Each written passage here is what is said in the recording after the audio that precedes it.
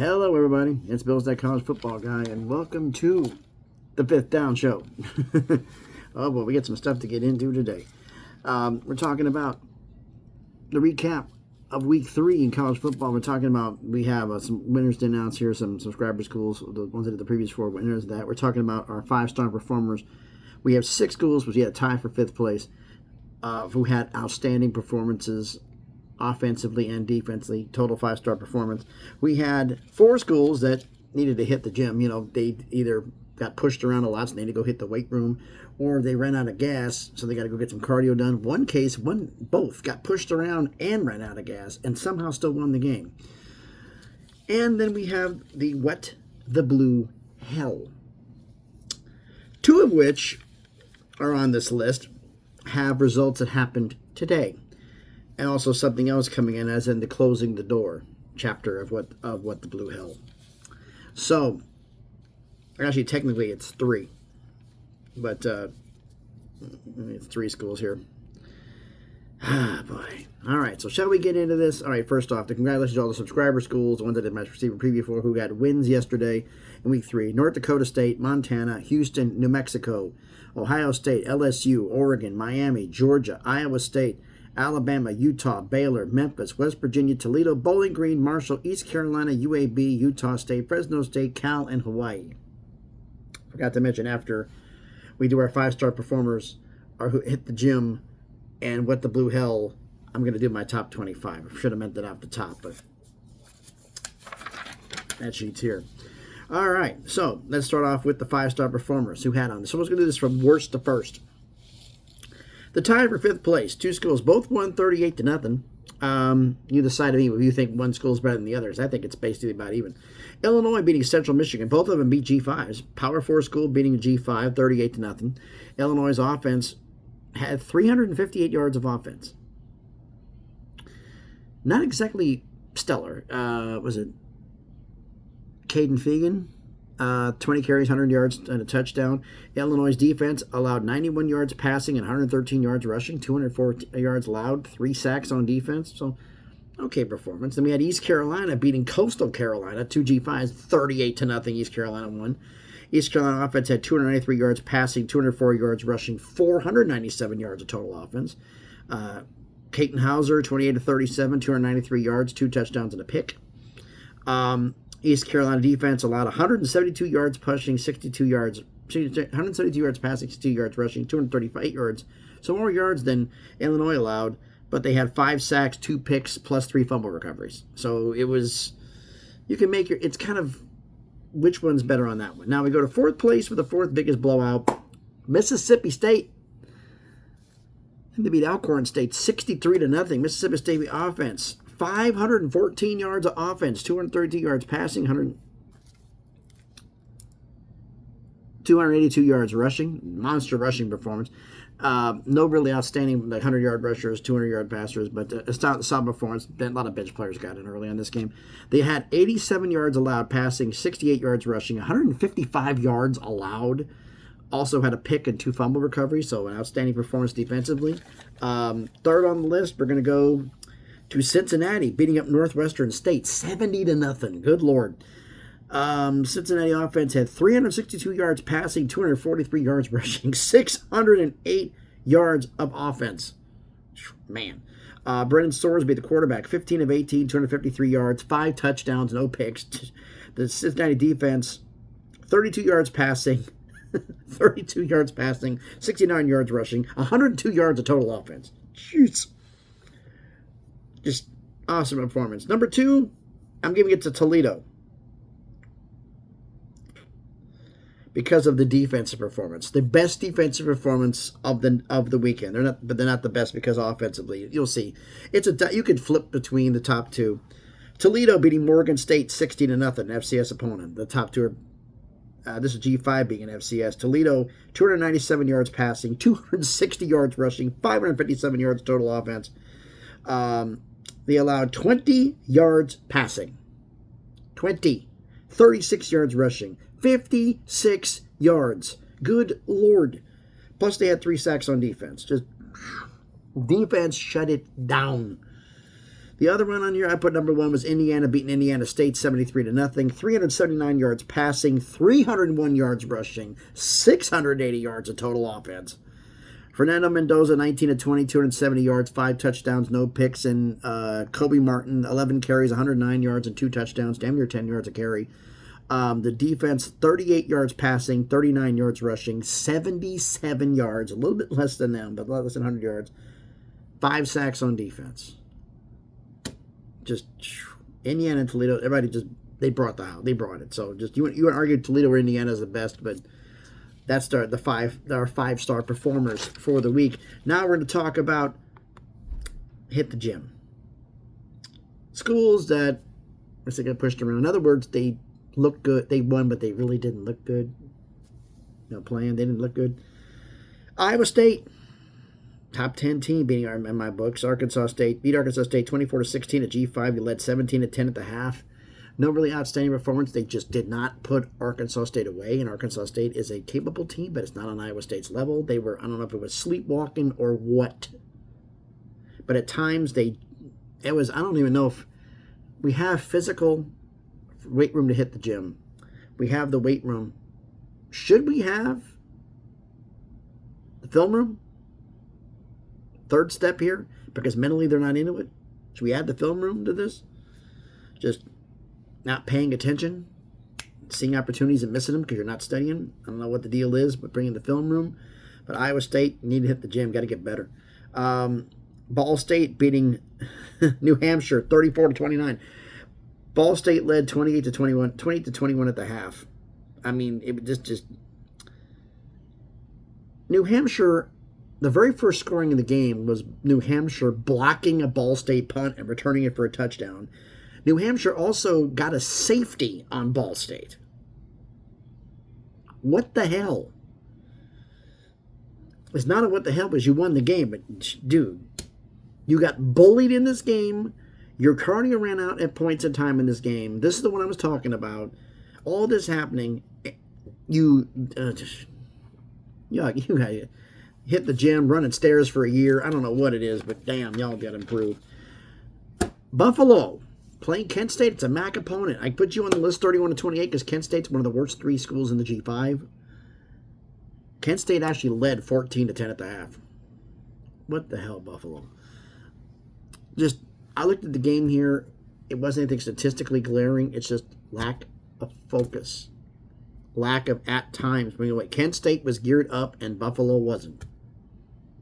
That's more mental. Hit the gym, dude. You got to get better. And Charlotte beating Monmouth 42-35. Monmouth led 14-7.5. An FCS school led a FBS school. Charlotte defense allowed 410 yards passing. Derek Robertson, 36 of 49, 410 yards, 4 touchdowns, and no picks for Monmouth. You also had a pick interception yourself, and you lost 2 fumbles. Just stupid mistakes. Run some drills, get them. Just what the hell? But yeah, you hit the gym though. I can't say what the blue hell on the gym. Now we're gonna get to what the blue hell. All right, we have 3 schools on the list that are closing the door, as in, I'm not considering you a favorite anymore. You're a dog permanently for the rest of the year. And 2 of the 3 apparently involve coaching changes. First off, on the one, Arizona beat Kansas State 23-17. K-State, I thought a lot of people were going to challenge for the Big 12 championship. That's done. Kansas State had 193 yards of offense, passing and rushing. Avery Johnson, who I thought was going to take a big step this year. Yeah, here's your big step. 13 of 29 for 88 yards. No touchdowns, no picks. KSU's defense allowed 234 yards rushing on the ground. In other words, Arizona ran the ball for more yards than Kansas State had yards on offense, period. So you're closing the door on you. Your chances of doing anything, your door's getting closed on you. I'm not taking you seriously anymore. And now we get to the 2 interesting ones. We're talking about Old Dominion losing to Virginia Tech 45-26. Old Dominion was leading 28-0 at the half. This is ACC school, and you looked overmatched. Old Dominion was wiping the floor with you. I mean, Old Dominion had 276 yards passing, 251 yards rushing, 527 yards of offense. Colton Joseph, the starting quarterback, 16-22, 276 yards, 2 touchdowns, no picks. Traquan Jones, 13 carries for a buck, 101 and a touchdown. Both these for Old Dominion. And now the reports are coming out that Brent Pry is about to be fired, the head coach. Yeah, doors closed on Virginia Tech. Now, you're 0-3. Kansas State's 1. Now we get to, as a Tennessee fan, I have to, at it's also sad because I really thought he was going to take the jump. New Mexico beats UCLA 35-10. This could have been 49-10 because just mistakes from New Mexico. It wasn't anything UCLA did. It was just New Mexico just shooting themselves in the foot. Turnover on downs.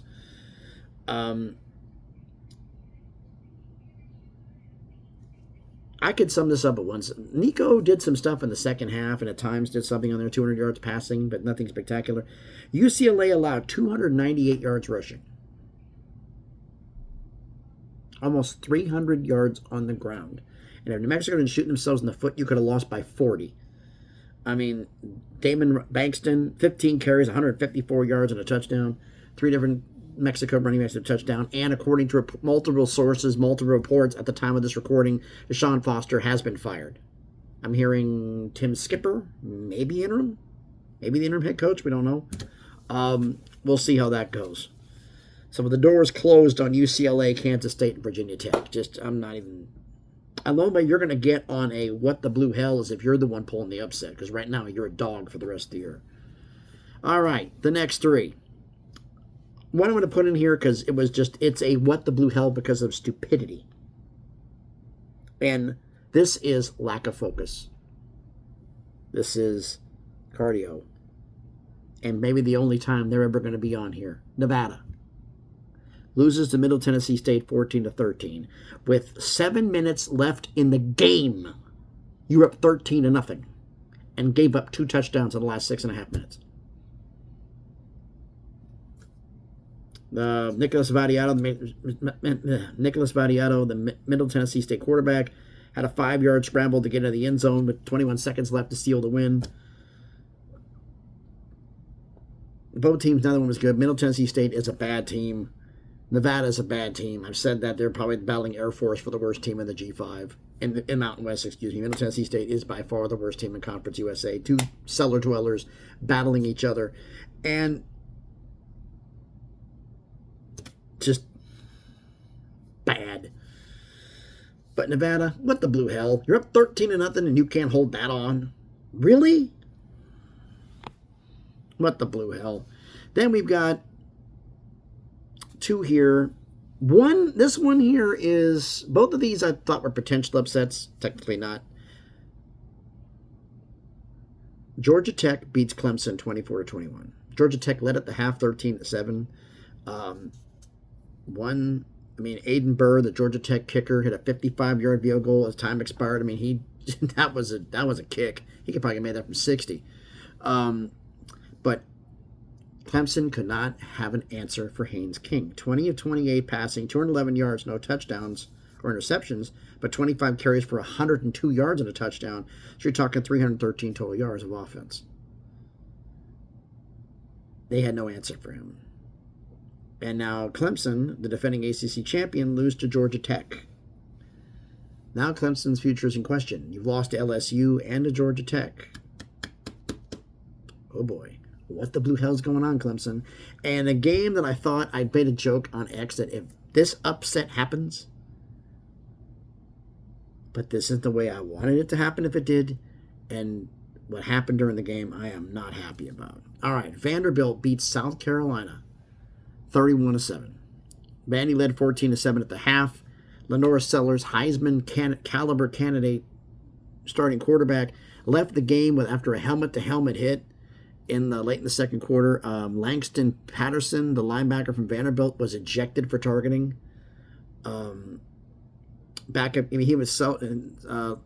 Sellers 6 of 7 for 88 yards and a pick in the red zone when they were tied at 7. And then he gets hurt, and it was just, they just were never back into this. Vandy, the backup quarterback, couldn't do anything. Vandy just had 2 fumble recoveries and 2 interceptions. This is technically a what the blue hell because of an unranked team beating a ranked team. But I don't like the way it happened. You would have beat Lenore Sellers, the win would have more. Knocking out the quarterback and beating the backup taints the win for me a little bit. It taints the win a little bit. And a win's a win. But then you started some people started chirping, yeah, we'll take out all the quarterbacks. You really think that there's going to be some SEC defense that are not going to take a shot at Pavia now? You may put a bullseye in the back of your quarterback's head. What the blue hell? So, that's for that. Now, let's get to that top 25. I'm going to put it up in this video when it comes up, the point scale that I do things on. I don't do this on opinion. I do it based on numbers. It's like the top 5 schools in the poll haven't changed from last week, but they're in a different order. And we have a new number 1. Ohio State's not number 1 anymore. The top 5 schools, yeah, Oregon had a good win. Okay, Penn State beat an FCS school. They dropped. Ohio State had trouble with Ohio a little bit, a G5. Georgia. So the 2 big wins were Georgia and Miami. Georgia beat a top 25 team, Tennessee, by a field goal on the road in overtime. Miami was at home against a top 25 team, South Florida, and blew them out the building. Which win has more? Oh, they beat Tennessee. I don't give a damn about brand. This is where the polls have problems. Do it from numbers, not by brand. So that being said, because Miami blew out a top 25, it's more points. Because I do a scale as you have ranked the top 25.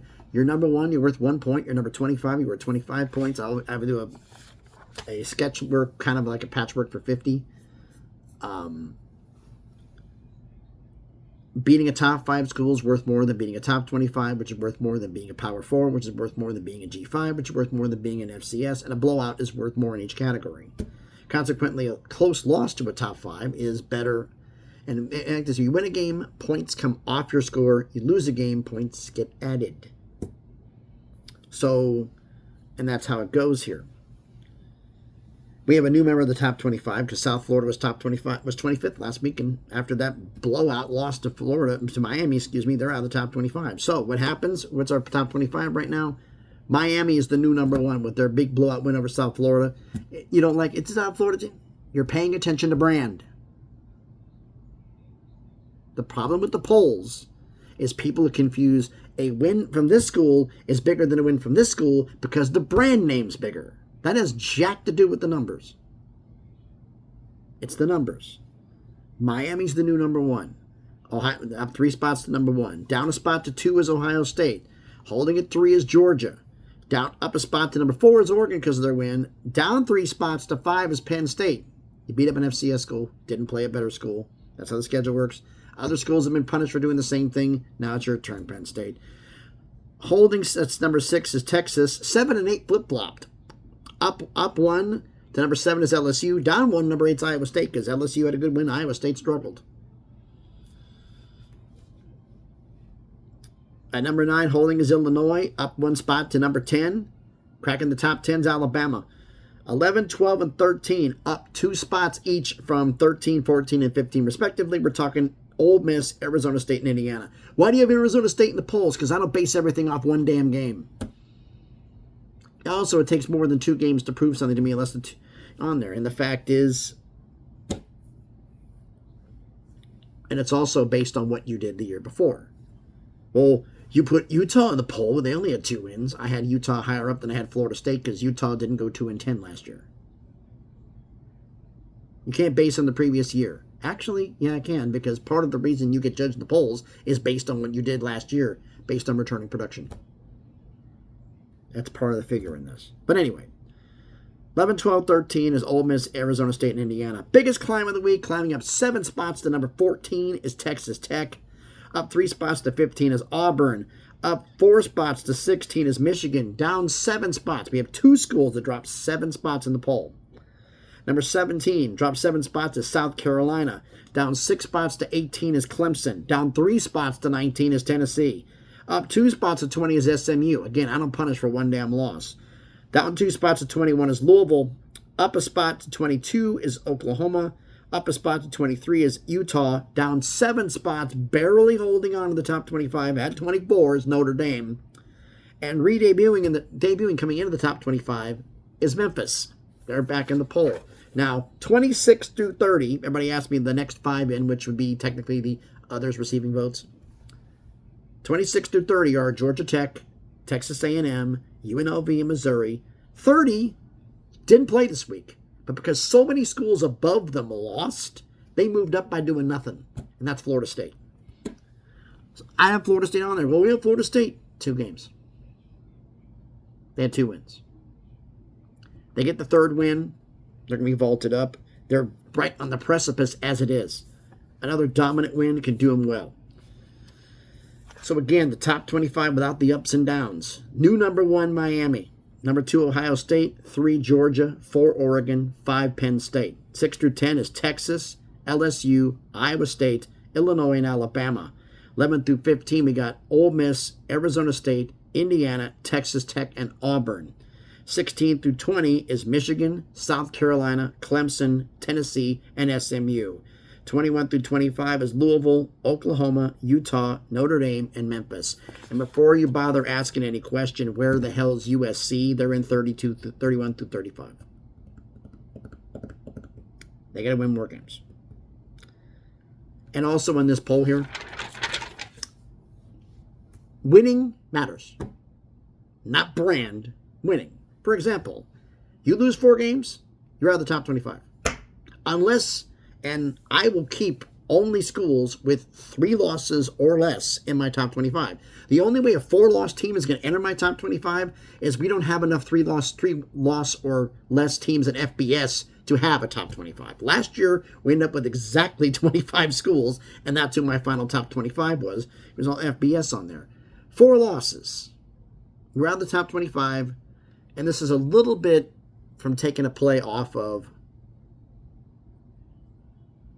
my favorite TV show is Yellowstone. You have 4 losses, you're walking the fence. You're on the perimeter on the outside looking in, checking the outside of Yellowstone. You're on the outside. You're on the outside looking in. Now, you technically can make it in. There's a chance. Because once we get down to all these 3-loss schools, I create a separate top 25 or separate ranking of the 4-loss schools. Now, only 4-loss schools. Why? You get loss number 5, the bus is warming up out front, and someone's going to give you a ride to the train station. Because your season as any kind of a real championship contender, it's done. So, we have a couple of schools that are 0-3. Next week, we can have schools that are going to be walking the fence. Running the fence. Possibly having schools that are going to be in trouble of danger of getting a little ride on the bus, warmed up, and heading to the train station. Normally, I'd say a car, like Rip would do, but we got some football teams, so we're going to need buses for this one. We got to get plenty of drivers. And I'm sure some of the ones who are, we might just do that as a little add-on. Pick the star player from the team that gave you your 5th loss, and they're the one driving the bus taking you to the train station. Because they're the ones who did it. I don't know if you like that idea. Or it's the head coach doing it. Or if it's a particular school who's doing it.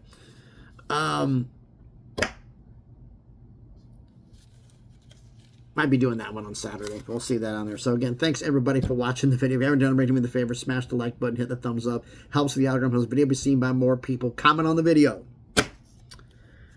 All right. The 5-star performers, agree or disagree. The school that I missed that need to hit the gym, that looked good but didn't really do good doing it.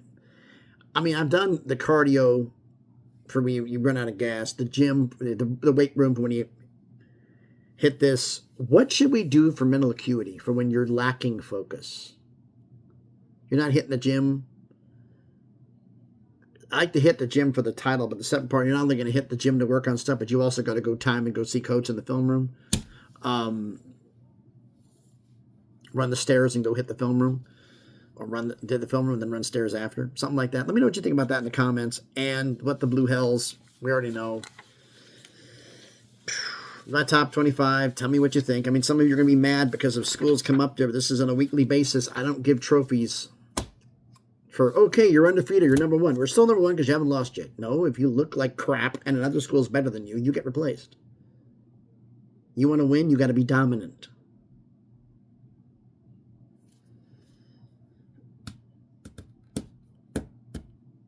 We're going to see about this. So, also got to keep thinking about the playoffs coming up. But anyway, thanks everybody for watching. Like I said, down there, comment on the video. Let me know what you think. Share the video if you want to. I haven't done it already. Check out some of the other videos that I've done. If you like it, hey, subscribe to the channel. On the road to 2K, we're making some magic happen. You want to follow me on the craziness, that is X. The link is in the description. So again, thanks everybody for watching. Got a realignment video coming up with some information I got that I just didn't make any damn sense to me. And I'm like, okay, I'll put this out there. I'm still waiting to do a couple of them, but I need more data on them. Mainly the fact I need some media deals to get done. Mountain West, Pac-12, I'm talking to you, both of you. Get it done. Both of you. But anyway, thanks everybody for watching. Who is having a great Sunday. Be safe and please be good to each other.